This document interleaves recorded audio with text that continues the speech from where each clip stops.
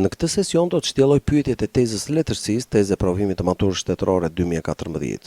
Do të mundohem t'u jap përgjigje pyetjeve të tezës, por ajo që do të më interesojë më tepër se thjesht t'ju tregoj përgjigjet e pyetjeve, do të jetë të mundohem të shpjegoj si të përballeni me tezën në përgjithësi dhe me çdo pyetje në veçanti. Si të kuptoni pyetjen, si të gjeni lidhjen e saj me pjesën e caktuar të tekstit, si të kuptoni nëse është pyetje e thjeshtë apo me 2-3 komponentë, pra nëse përmban 2-3 nën pyetje. Do të më interesojë më tepër të mundohem të nxit të vini në punë mendjen, njohuritë për të analizuar thellë pyetjen, që të arrini një përgjigje sa më të plotë, të shmangni përgjigjet e gabuara. Do të mundohem të tregoj disa nga kurthet që fshehin zakonisht pyetjet në teza provimesh, që mos gjendeni para të papriturash. Pra, do të më interesonte më tepër të mundohem të tregoj si të përballeni me një tezë provimesh, sesa të shpjegoj thjesht tezën e 2014-s. Kjo tezë, sipas standardeve të provimit, ka 2 pjesë, tekstin jo letrar dhe atë letrar. Për çdo tekst, pra për çdo pjesë, ka pyetje me alternativa, e shqipruar me zgjedhje, pra që do të duhet vetëm zgjidhni dhe të rrethoni alternativën e saktë, dhe pyetje me shtjellim, poshtë të cilave është lënë hapësira e nevojshme për të shkruar shtjellimin, pra për të shkruar përgjigjen e pyetjes. Gjithsesi, të gjitha këto sqarime janë të shkruara në çdo tezë provimi, pra mund t'i konsultoni para se të filloni provimin. Atëherë, le të mos e zgjasim dhe të shohim tezën, fillimisht tekstin jo letrar, gjumi dhe shëndeti, dhe pyetjet që lidhen me këtë tekst. Në këtë pikë, u këshilloj të hapni tezën dhe të lexoni me kujdes tekstin, sepse vetëm kështu do të mund të ndiqni e të kuptoni analizën dhe shtjellimin e mëtejshëm. Përndryshe çfarë të merrni një tas kokoshka dhe ndiqeni si film. Ndërsa në kushtet e provimit, do t'ua rekomandoja që ta lexoni të paktën 2 herë tekstin para se të filloni me pyetjet.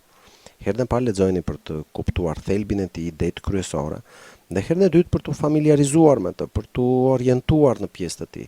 Pra, për të krijuar qoftë edhe moment atë që rëndom e quajmë hartë të tekstit, sepse do të duhet kur të kërkoni përgjigjen e pyetjeve.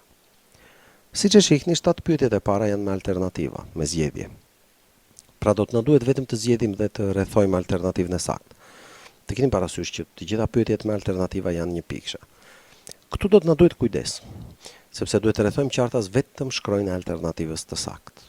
Nëse rrethojmë një shkronjë dhe pasi kuptojmë gabimin, e prishim për të rrethuar një tjetër, qoftë edhe me shënimin naiv gabim mirë, e humbim pikën.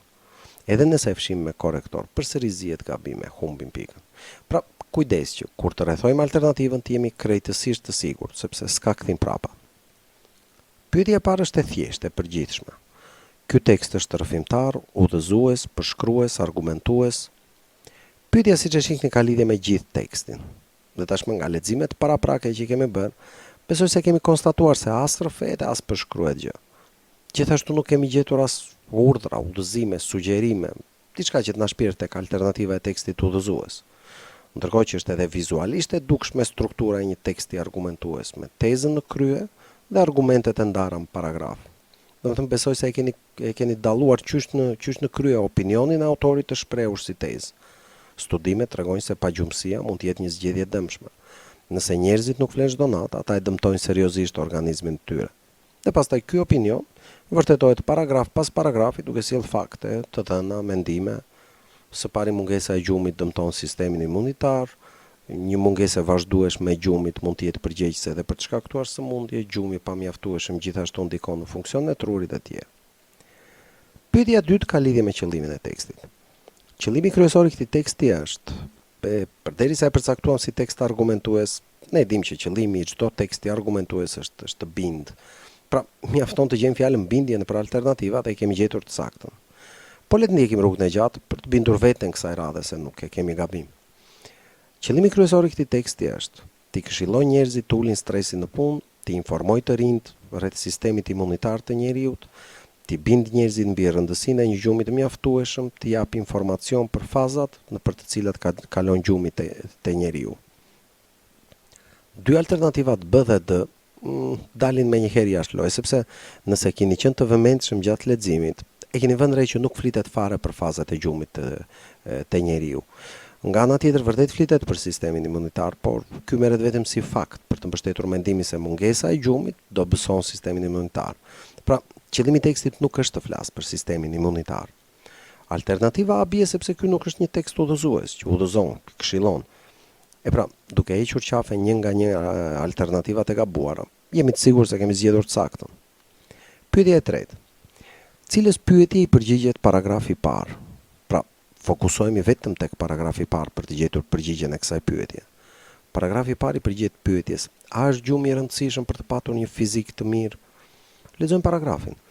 Një ndeshje midis klasave në shkollë, studimi për një provim në kimi, larja e pjatave, pra lista e punëve është e pafund, si mundet një person t'ia dalë t'i organizoj, dhe çfarë bën njerëzit, ose qëndrojnë zgjuar deri vonë, ose ngrihen shpejt në mëngjes dhe humbasin gjumin. Por studimet tregojnë se kjo mund të jetë e dëmshme, nëse njerëzit nuk flenë çdo natë, ata e dëmtojnë seriozisht organizmin e tyre. Organizmin fizikun e tyre është e njëjta gjë. Pra duket qartë që ky paragraf i përgjigjet pikërisht kësaj pyetje. Nëse është gjumi i rëndësishëm për të mos dëmtuar organizmin, fizikun. Mos i përgjigjet pyetjes tjetër, si mund t'i përmirësojnë njerëzit zakonet e tyre të fjeturit? Jo, këtu konstatohet se zakonet e të fjeturit, të flesh vonë, të ngrihesh herët, mund të dëmtojnë organizmit, por nuk jepet ndonjë këshill si t'i përmirësosh ato. Sa i përket alternativës së tretë, cila është veprimtaria ditore më e kërkuar, rrjeshtohen njësër veprimtarisht, ndeshja midis klasave, studimi, larja e pjatave, por këto rreshtohen për të treguar sasinë e veprimtarive të njeriut, jo për të vënë në dukje më të kërkuar. Pra, dhe kjo nuk është pyetja së cilës i përgjigjet paragrafi. Alternativa e fundit është pyetja që mund të na ngatrojë më tepër, sepse jo vetëm ka lidhje me paragrafin, por edhe gjem përgjigje në këtë paragraf. A duhet të ngrihen njerëzit herët në mëngjes? Ngrihen shpejt në mëngjes dhe humbasin gjumit, por studimet tregojnë se kjo mund të jetë e dëmshme. Nëse njerëzit nuk flenë çdo natë, ata e dëmtojnë seriozisht organizmin e tyre. Pra, a duhet të ngrihen herët? Jo, sepse dëmtojnë organizmin. Gjem përgjigje kjo pyetje në këtë paragraf. Po, por paragrafi të flet për zakonin e njerëzve të flenë vonë ose të ngrihen herët. Pra, që të ishte saktë dhe të merrte përgjigje të plotë për këtë paragrafi, pyetja duhet të ishte më e zgjeruar. A duhet njerëzit të flenë vonë ose të ngrihen herët në mëngjes? E pra kështu bie si e pasaktë edhe kjo alternativë.